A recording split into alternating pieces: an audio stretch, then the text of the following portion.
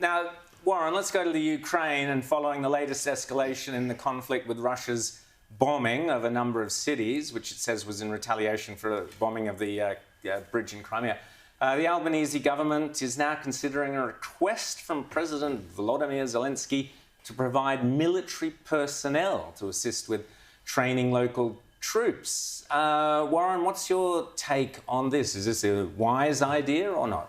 So, as I understand it, Rowan, Australian troops who would be put into this position of training Ukrainian troops won't be doing it on Ukrainian soil. They'll be doing it somewhere, maybe in Britain or in Poland or somewhere like that.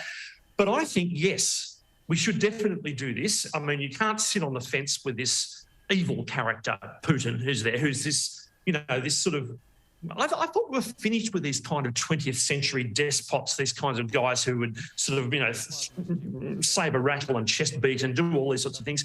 This guy, well, I think what's happening for me, I'm kind of emboldened and proud that nations are getting together to formulate a way to try and thwart this guy, because we've learned from the 1930s, okay, it's okay for Hitler to annex Czechoslovakia, it's okay to do, and look what happened out of that.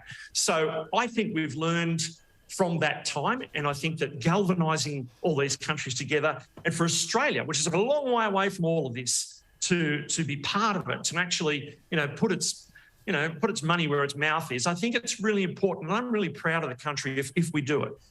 OK, so I'm going to play devil's advocate, Sophie, with you. So we've had several commentators, such as Adam Crichton, who I have a lot of time for. The big difference between what Warren is talking about, World War II, Anzacs, etc., is, of course, the threat of nuclear weapons. So if we send Australian troops, I guess the two questions would be, are we exacerbating the path towards a nuclear exchange on the one hand, and also how responsible or otherwise is it to put Australian troops into a situation where they could be exposed to nuclear weapons? Well, I think we mustn't put the cart before the horse. We must actually go, well, where are we going with this? One moment it's training, and then what? And then where? So just remembering that in the Vietnam conflict, we started off with 30 personnel sent over to help with training, and then it escalated, obviously, but it was in our interests. We were pushing back on communism that was in our region, and we ended up committing 60,000 troops, and we